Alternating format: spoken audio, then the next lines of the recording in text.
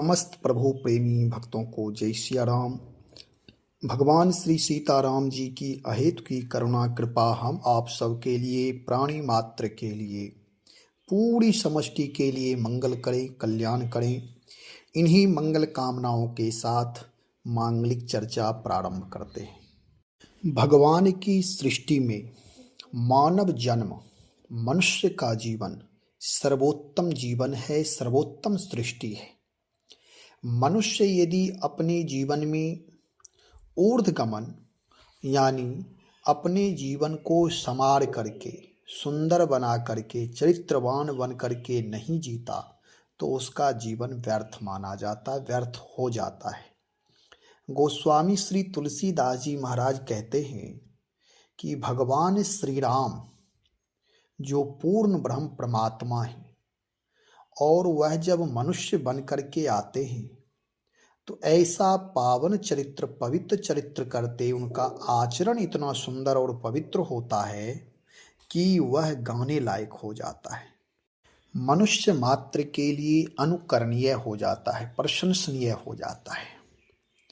और भगवान हम आप सब के लिए चरित्र करके शिक्षा देते हैं कि मनुष्य का भी चरित्र ऐसा ही होना चाहिए।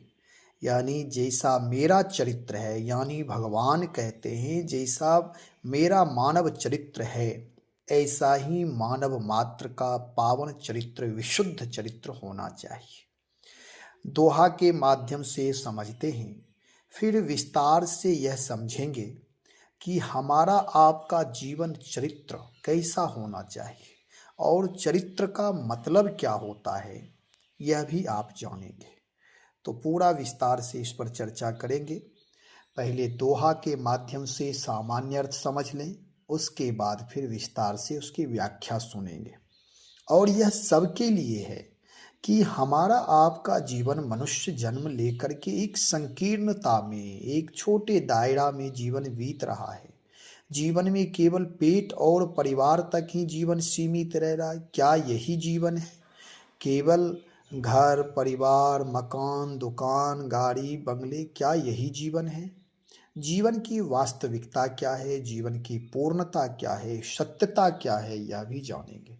गोस्वामी श्री तुलसीदास जी महाराज कहते हैं, शुद्ध सच्चिदानंद में कंद भानुकुल केतु, चरित करत नर अनुहरत संसृत सागर सेतु।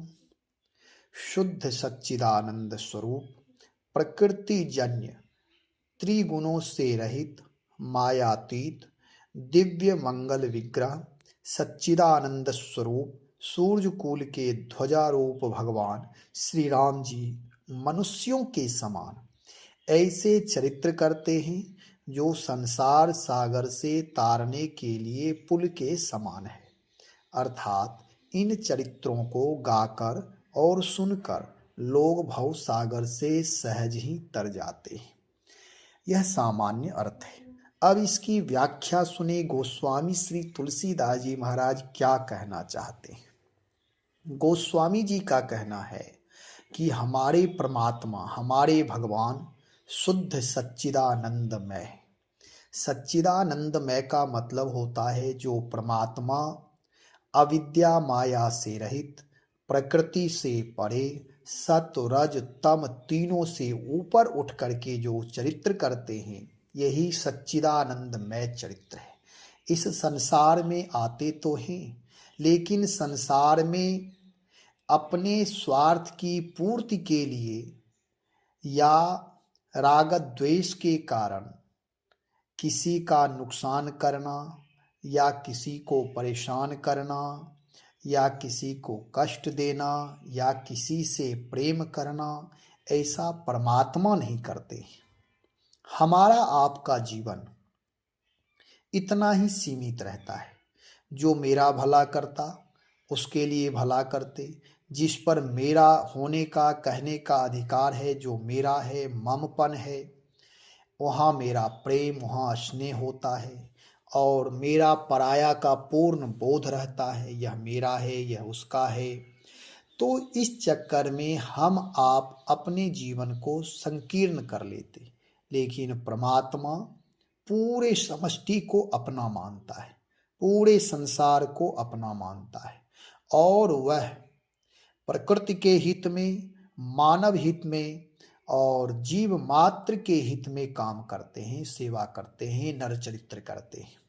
यहाँ गोस्वामी जी कह रहे हैं, शुद्ध प्रकृति जन त्रिगुणों से रहित, जो शुद्ध सच्चिदानंद स्वरूप हैं, जो चिन्मय हैं, जिनके चित्त में किसी प्रकार कोई मलिनता नहीं है, वही चिन्मय होते हैं।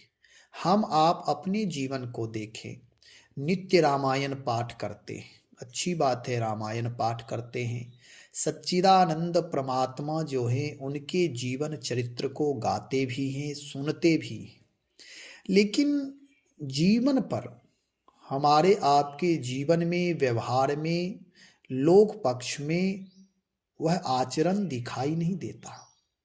करते तो बहुत कुछ है, मंदिर जाते, पूजा करते, भगवान की परिक्रमा करते, सब काम करते, लेकिन व्यवहार में यदि देखें तो व्यवहार में न्यूनता, लघुता, तुच्छता, क्षुद्रता, उच्छृंखलता, ये सारी चीजें दिखाई देती है। अब इसके लिए क्या करना चाहिए? शुद्ध सच्चिदानंद भगवान जैसे अभी विचार करें, हमारे आपके सामने भगवान आ जाए और भगवान कहें कि भैया तुम्हें क्या चाहिए, तो हम आप क्या मांगेंगे? जैसे वही चीज मांगेंगे जो हमारे आपके जीवन में, जैसा हमारा आपका संस्कार है, जैसी हमारी बुद्धि है, जैसा मेरा मन है, वही मांगेंगे। भगवान आ भी जाएंगे तो भगवान से यह नहीं कहेंगे कि प्रभु मेरे हृदय में प्रेम दीजिए, अपने चरणों में प्रीति दीजिए, या देश का भला हो, समाज का भला हो, प्राणी मात्र सुखी हो। इस प्रकार की भावना नहीं आएगी। यही भावना आएगी कि हे प्रभु, मुझे घर, जिसके पास नहीं है तो कहेगा कि मुझे घर दे दीजिए, जिसके पुत्र को नौकरी नहीं लग रहा है कहेंगे पुत्र को नौकरी लगा दीजिए, जिसे संतान नहीं हो रही है वह कहेगा संतान प्राप्त करा दीजिए, जिसका विवाह नहीं हो रहा है वह कहेगा प्रभु विवाह करा दीजिए। बस भगवान का मूल्य हम इतना ही समझेंगे। क्यों? क्योंकि हमारी मनस्थिति ऐसी है। भगवान तो भगवान हैं, हम आप अपने जीवन को यदि परम पावन बनाना चाहते हैं तो पहले अपने जीवन को सुधार करना, पवित्र करना होगा। जब तक जीवन में पवित्रता नहीं आएगी तब तक रामचरित्र या परमात्मा का दर्शन करना भी निष्फल ही हो जाएगा। आप देखें, राक्षसों को भी भगवान मिले हैं, भगवान मिलते हैं, लेकिन जीवन रूपांतरित नहीं होता। क्यों नहीं होता? क्योंकि वह खुद नहीं चाहता कि मेरा जीवन पवित्र हो। वह अपने अधर्म पर, अपने दुराचार पर ही, अहंकार पर ही गर्व करता है। ऐसे ही हम आप सब भी अपने चरित्र को सुधारना नहीं चाहते, अपने जीवन को पवित्र बनाना नहीं चाहते। कोई पैसे के लिए काम कर रहा है, चाहे वह पैसे बेईमानी से आवे, चोरी करना पड़े, जैसे भी, कोई पैसे के लिए, कोई प्रतिष्ठा के लिए पैसा खर्च कर रहा है कि मेरा पैसा जाए तो जाए, मेरा नाम हो जाए, नाम के लिए मर रहा है। कोई पद के लिए काम कर रहा है कि पैसे लगे, अर्थ लगे तो मुझे पद की प्राप्ति हो जाए, डोनेशन, घूस। कोई डिग्री के लिए मर रहा है कि डोनेशन दे करके मुझे डिग्री चाहिए। तो ये हमारी चरित्रहीनता है। हम आप अपने आप को कह दें कि मैं आप, कभी हम आप सब लोग अपने आप से पूछें कि मेरा चरित्र क्या है, तो हमारे आपके शब्दों से, हमारे आपके बोलने से, उठने बैठने से, संगति से पता चल जाता है इसका संस्कार, चरित्र कैसा होगा। तो चरित्र का मतलब केवल इतना ही नहीं होता है। लोग चरित्र का अर्थ बहुत ही संकीर्ण कर लिए हैं। यदि कोई पुरुष किसी स्त्री से बात कर रहा है, या एकांत में मिल रहा है, या संयोग से कोई उसका अपना ही है, एकांत में कहीं जा रहा है, तो यह संसार की दृष्टि मलिन हो जाएगी। तुरंत लोग कहेंगे कि ये चरित्रहीन व्यक्ति है या चरित्रहीन नारी है। इस प्रकार से कहने में लोग विलंब नहीं करते। लेकिन आपने विचार किया कि जो चरित्रहीन व्यक्ति है वही दूसरे के चरित्र पर संदेह करता है। चरित्रहीन व्यक्ति वह भी होता है जिसकी भाषा खराब है, जिसकी दृष्टि खराब है, जिसका व्यवहार खराब है, जिसके जीवन में नपुंसकता है, आलस है, प्रमाद है।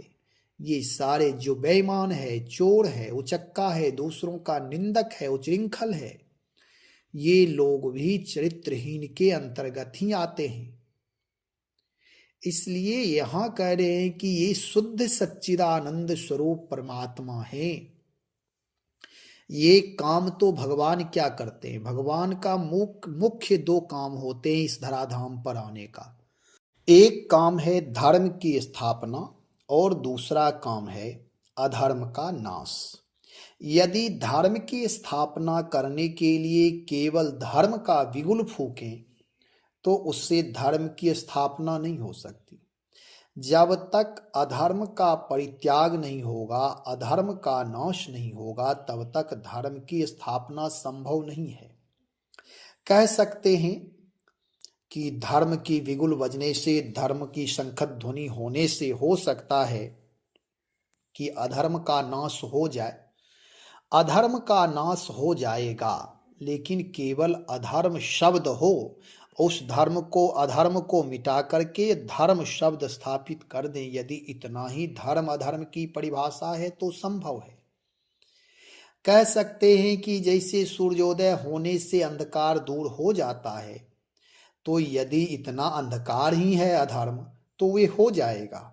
लेकिन धर्म का प्रकाश भी तो इतना हो कि अधर्म के अंदर डर हो जाए धर्म का। जैसे सूर्य उदय जब होता है, सूर्य का ऐसा प्रभाव होता है, ऐसी शक्ति होती है, ऐसी किरणें होती है, इतनी तीक्ष्णता होती है कि उसके डर से अंधकार पहले ही भाग जाते। इस प्रकार यदि धर्म में भी ऐसी शक्ति हो, ऐसा आह्वान हो, ऐसी गुंज हो, आवाज हो, तब अधर्म भी पलायन कर जाएगा, अधर्म का नाश हो जाएगा। लेकिन धर्म करने वाले दो चार लोग हैं। बहुत प्रचार प्रसार करने के बाद धर्म से लोग जुड़ पाते हैं, और अधर्म का बिना प्रचार किए भी प्रचार हो रहा है, लोग उससे जुड़ते जा रहे हैं। आखिर कारण क्या है? कारण यह है कि हम आप जो भगवान चरित्र करते हैं, उस चरित्र को केवल पढ़ते हैं, केवल सुनते हैं, गाते हैं, अपने जीवन में नहीं उतारते हैं। और जीवन में नहीं उतारने का दुष्परिणाम है कि हम लोग गाते रह गए और अधर्म की वृद्धि होती रह गई, अधर्म बढ़ता ही गया, धर्म लुप्त होते गए, धर्म मृत प्राय होते गए, और धर्मात्मा भी धर्म के नाम पर मृत प्राय होते गए। जबकि मैंने ऐसा सुना है कि सत्य की नौका मजबूत होती है, सत्य की नौका को कोई डुबा नहीं सकता है, सत्य की नौका पर जो सवार हो गया वह कभी डूब नहीं सकता है, वह भव से पार हो सकता है। आखिर सत्य की नौका हो तब तो। जब हमारे जीवन में सत्य नहीं होगा, जब जीवन में व्यवहार में सत्य नहीं होगा, विचार में सत्य नहीं होगा, शुचिता, पवित्रता, शुद्धता नहीं होगी, तब तक हम कैसे मान लें कि सत्य की ये नौका है। इसलिए गोस्वामी जी कहते हैं जो हमारे परमात्मा हैं वह शुद्ध सच्चिदानंद स्वरूप है, उनके चित्त में किसी प्रकार कोई मलिनता नहीं है। परमात्मा जो भी करते हैं वह सज्जनों के हित के लिए, प्रकृति के हित के लिए, प्राणी मात्र के हित के लिए कार्य करते हैं, इसलिए वे सच्चिदानंदमय हैं। हम आप भी उन्हीं सच्चिदानंद स्वरूप परमपिता परमात्मा के अंश हैं, उनकी संतान हैं, उनके बेटे हैं। लेकिन आज देखा जाए तो हमारे आपके जीवन में थोड़ा भी भगवान वाला गुण धर्म भगवत्ता नहीं है। कारण क्या है? कारण यह है कि केवल गाने सुनने से काम नहीं चलता है, जीवन में उतारना भी पड़ता है। कह रहे कंद भानुकुल केतु, भानुकुल सूर्य कुल के केतु हैं भगवान। केतु नाम ध्वजा, ध्वजा स्वरूप है, और ध्वजा विजय का प्रतीक है, सत्य प्रचार का प्रतीक है। ध्वजा परमात्मा स्वरूप ही होते हैं, ऊर्ध्व गमन का प्रतीक है। और यहाँ राम जी अपने चरित्र के द्वारा, अपने व्यवहार के द्वारा, विचार के द्वारा नर नाट्य करके सूर्य कुल नाम रघुकुल के हुए, केतु नाम पताका बन गए, ध्वजा बन गए। और हम आप अपने कुल परिवार में जन्म लेते हैं, रहते हैं, लेकिन ध्वजा के नाम पर ध्वजा तो बनना दूर हो गया, एक दूसरे का सहारा भी नहीं बन पाते, अपने जीवन में स्वयं विजय प्राप्त नहीं कर पाते, अपनी स्वतंत्रता का ही अपहरण हो जाता है, परतंत्र हो जाते, राग द्वेष छल कपट स्वार्थ में ही बंध जाते, अपने माँ पिता का भी पालन सेवा नहीं कर पाते हैं, माँ पिता को संरक्षण नहीं दे पाते। जो माता पिता बचपन से संरक्षण दिए, उन माता पिता को जब आवश्यकता होती है सेवा की, तो हम सेवा नहीं कर पाते। भगवान राम मनुष्य बन करके, चरित्र करके शिक्षा दिए कि कोई भी आदमी अपने जीवन में पताका बन सकता है, सिर ऊंचा करके चल सकता है, मानवता के बल पर, चरित्र के बल पर धर्मध्वजी हो सकता है। लेकिन आज हम लोग वही चरित्र पढ़ते गाते राम राज्य की कल्पना करते हैं, लेकिन जीवन में दो कौड़ी का जीवन है, कुछ हाथ नहीं लग रहा है। और चरित करत नर अनुहरत, नर के समान, मनुष्यों के समान हम आप जैसे भगवान श्री राम चरित्र करते हैं। जो इतने महान परमात्मा हैं वे भी सामान्य नर रूप धारण करते, लेकिन नर रूप धारण करके उस सृष्टि में ऐसा कार्य करते हैं, ऐसा प्रभाव छोड़ करके जाते हैं कि जन्मों जन्म तक, कल्पों कल्प तक वह चरित्र गाया जाता है। और उस चरित्र के बल पर लोग अपने चरित्र का भी सुधार करते हैं, करना ही चाहिए। यहाँ भगवान अवलंबन दे रहे हैं, कह रहे संस्कृत सागर सेतु। संस्कृत का मतलब होता है आवागमन, जो बार बार जन्म लेना, बार बार मरना। दूसरा अर्थ यह हम करें कि संस्कृत का मतलब होता है जो हमारे आपके जीवन की बुराइयां हैं, अविद्या माया हैं, व्यसन हैं, जो नशा है, जो जीवन की नाना प्रकार के दूषण हैं। इन्हीं दूषण के कारण, ये दूषण ही मानो, ये बीमारी, ये हमारे अवगुण दुर्गुण संकीर्णता, यही सब हमारे जीवन के संस्कृत हैं, और यही संस्कृत सागर बन जाते हैं। इसे पार करना मुश्किल हो जाता है।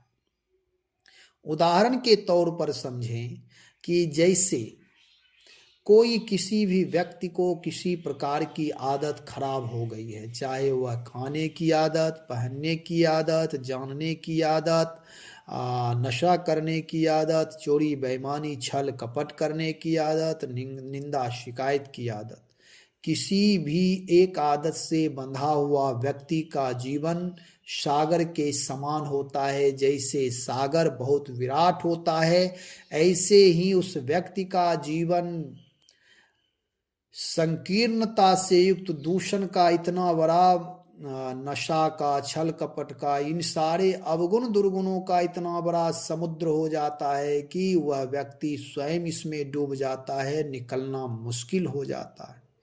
किसी ने कहा कि भाई इस समुद्र को कैसे, इन बुराइयों को कैसे पार किया जाए, तो कहता है भगवान का पावन चरित्र यदि हमारे जीवन में इस पर पुल बन जाए तो यह सागर से पार हो सकते हैं। भगवान क्या करते हैं तो मैं पहले ही चर्चा किया कि भगवान इस धराधाम पर आकर धर्म की स्थापना और अधर्मियों का अधर्म का दमन करते हैं। अपने चरित्रों के द्वारा मानव को जीवन जीने की कला प्रेषित करते हैं कि मनुष्य का जीवन बुरे आचरणों से कैसे रहित हो। आज बुरे आचरण वाला व्यक्ति, बुरा आचरण का मतलब जो व्यक्ति दूसरे की निंदा करता, जो व्यक्ति केवल स्वार्थ में जीता, जो व्यक्ति केवल संकीर्णता में जीता, कंजूसी में जीता, ऐसे लोगों का जीवन व्यर्थ है। उन्हें पता ही नहीं चलता है कि घर के अलावा संसार भी है और कुछ और कार्य हो रहे हैं। उसका तो केवल घर ही संसार बन जाता, उतना में ही वह बंध जाता है, कुछ नहीं कर पाता, ना प्रकृति के लिए, केवल पेट परिवार तक सीमित रह जाता और उसमें भी प्रेम से नहीं रह पाता है। जीवन में छोटा संसार में भी कलह होता रहता है। जैसे एक पिंजरे में दो चार पक्षी को रख दिया जाए और आपस में वे सब लड़ते झगड़ते रहे, ऐसे मनुष्य का जीवन हो रहा है कि मनुष्य को जो करना चाहिए वह ना करके केवल अपने जीवन को पेट तक ही सीमित रखा, जो कि उसके पास इतनी शक्ति थी कि वह परम विराट तत्व को स्वीकार करके विराट सेवा कर सकता था। लेकिन दुर्भाग्य यह है कि वह अपना संस्कृति, वह अपना संसार, वह अपना जन्म मरण का बंधन ऐसा फंदा बना लिया कि उसी में फंस करके मर जाता है, आगे कुछ नहीं कर पाता, उस सागर में डूब जाता है। उसके लिए तो सेतु होना चाहिए, पुल बंधना चाहिए। जैसे राम जी पुल बांध करके समुद्र पर पुल बांधा, उसके बाद सब पार हो गए सहज ही, ऐसे ही भवसागर से पार जाने के लिए प्रभु का पावन चरित्र है। प्रभु का पावन चरित्र कहने का मतलब है कि जो राम जी भ्रातृत्व का निर्वाह, भाई भाई में कैसा प्रेम होना चाहिए, पिता पुत्र पति पत्नी इन सब के साथ सामंजस्य प्रेम युक्त व्यवहार हो, यही संस्कृत का समन करना है। यही है भवसागर को सोखना है कि इस जीवन में संकीर्णता से मुक्त हो जाए, वही व्यक्ति विराट में छलांग लगा सकता है। लेकिन लोग अपने जीवन को समझ नहीं पाते, इसलिए संकीर्णता में जीते जीते मर जाते हैं, फिर उनका सेतु का निर्माण नहीं हो पाता। भगवान का चरित्र सुनते भी हैं तो करते नहीं हैं, रामायण को मानते हैं, रामायण की नहीं मानते हैं। मंदिर पूजा करने जाते हैं लेकिन पूज्य भाव जीवन में नहीं हो पाता, इसलिए इनकी संस्कृति बनी ही रहती है। लेकिन मूल बात यह है कि संस्कृति से मुक्त होना है, अपने जीवन को परम विराट बनाना है और विराट बना करके शुद्ध सच्चिदानंद स्वरूप परमात्मा की उपासना करना है। अधर्मियों को दंड देना है, दमन करना है उनको। जब तक अधर्म का और अधर्मियों का दमन नहीं करेंगे, उन्हें दंडित नहीं करेंगे, उन्हें कैद नहीं करेंगे, उन्हें जब इस पृथ्वी तल से हटाया नहीं, भगाया नहीं जाएगा, तब तक वह धर्म की स्थापना होने नहीं देते हैं। अपने मनोभाव की चंचलता को, अपने मनोभाव के कलुषित विचारों को जब तक समन नहीं करेंगे, तब तक सद्विचार का अभ्युदय नहीं हो सकता है। गोस्वामी श्री तुलसीदास जी महाराज के कहने का तात्पर्य यह है कि हम आप भी जैसे भगवान भानुकुल के केतु हैं, ध्वजा हैं, ऐसे हम आप भी अपने जीवन में ध्वजा स्वरूप हैं, विजय का प्रतीक हैं। विजय हमारे आपके पास है, लेकिन उसके लिए तो पहले त्रिगुणातीत होना पड़ेगा, माया रहित होना पड़ेगा, जो अपने जीवन तक सीमित है। इस संकीर्ण विचारधाराओं से बाहर निकलना पड़ेगा और चरित्र करत फिर उसके बाद उत्तम चरित्र का निर्माण करना पड़ेगा। जब उत्तम चरित्र का निर्माण करेंगे तभी परमात्मा की अहेतु की कृपा हो सकता। परमात्मा तो कृपा करने के लिए हमेशा प्रतीक्षारत है, लेकिन हमारी आपकी पात्रता भी कुछ न कुछ ऐसी होनी चाहिए जिस पात्रता के आधार पर प्रभु की कृपा को हम स्वीकार कर सकें, उस कृपा को समझें। सागर का सेतु बन जाने से कोई भी इस पार उस पार हो सकता है। इससे हम आप भी अपने जीवन में सत्य, शील, क्षमा, अहिंसा आदि आदि ये सब जो सच्चाई है, इसका एक सेतु निर्माण करें। सेतु निर्माण करके पुल बनाकर भवसागर से पार हो जाए। पार होने का और कोई उपाय नहीं है, गोस्वामी जी का कहना है। और हम आप सब लोग, धर्म की स्थापना तभी होगी जब अधर्म का नाश होगा, दुराचारियों का दमन होगा। इसलिए अपने परिवार से, अपने जीवन से, अपने वैयक्तिक विकास से ही शुरू करें कि मन में जो किसी प्रकार की कलुषित भावनाएं हैं, संकीर्णता है, संकीर्णता से मुक्त हो करके विराट जीवन में प्रवेश करना है। हम बदलेंगे, युग बदलेगा। इसलिए जीवन में एक ऐसी क्रांति का संचार होना चाहिए जिस क्रांति से ही जीवन में एक दो नहीं, दो चार नहीं, हजारों हजार, लाखों लाखों लोगों के जीवन में परिवर्तन हो। इसलिए सत्य की नौका हो। यहाँ गोस्वामी जी कहते हैं, भगवान संसार सागर से तरने के लिए भगवान का चरित्र पुल के समान है। हमारा आपका भी जीवन चरित्र पुल के समान ही है। हम आप भी उत्तम कर्म करके, उत्तम विचार के द्वारा अपने जीवन को विराट बना करके स्वयं तर सकते हैं। और जो इसका अनुसरण करेंगे, अनुकरण करेंगे, वे भी भव सागर से पार हो सकते हैं, कहीं कोई संदेह नहीं है। लेकिन उसके लिए तो कुछ न कुछ विराट सेवा करना ही पड़ेगा। अपने जीवन को राम रामायण से जोड़िए, परमपिता परमात्मा से जोड़िए। जीवन में विराटता का बोध हो जाएगा। संकीर्णता से बाहर आकर के, परिवार से दूर हो करके अथवा परिवार का पालन करते हुए, पत्नी बच्चे सबका ख्याल रखते हुए, जैसे भी बने, कुछ प्रकृति के लिए, कुछ राष्ट्र के लिए, कुछ समाज के लिए भी कार्य करें। अपने जीवन को विराट बनाए।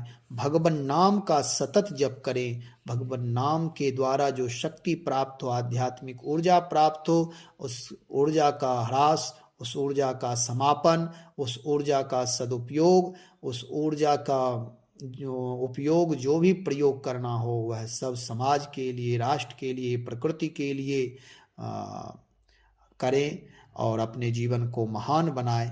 जो जहाँ हैं वहीं अपने जीवन को महान बनाने में अग्रसर रहें। जब हमारा आपका जीवन विराट होगा, तभी इस विराट की सुरक्षा हो सकती है। आज की चर्चा बहुत विस्तार से हुआ, यद्यपि इसका अर्थ अन्य ढंग से भी कर सकता हूँ, लेकिन मैं थोड़ा सामाजिक, थोड़ा अपने जीवन को विराटता की ओर ले जाता हूँ। कारण कि इतनी संकीर्णता आ गई है कि कहाँ क्या हो रहा है इससे कोई मतलब ही नहीं है। अपना घर बनाना, झाड़ू पोछा, भोजन बर्तन और बस मंदिर में करना, यही सब जीवन रह गया है। कहीं अगल बगल में मंदिर है तो वहाँ जाते हैं, केवल आरती कराते हैं। वहाँ जाते हैं, केवल परिक्रमा कराते हैं। वहाँ जाकर ना कभी सत्संग में बैठते, ना कोई अच्छे महापुरुषों से कोई जानकारी लेते, ज्ञान लेते। केवल यही है कि जब सब काम हो जाता है तब डाली उठाकर मंदिर की ओर चलते हैं। पहले काम, उसके बाद राम। लेकिन होना चाहिए यह कि राम की उपासना करते हुए, राम की सेवा करते हुए सारे काम करें तो जीवन मंगलमय हो जाएगा। अपने जीवन को मांगलिक बनाएं। श्री राम जय राम, जय जय राम। श्री राम जय राम, जय जय राम।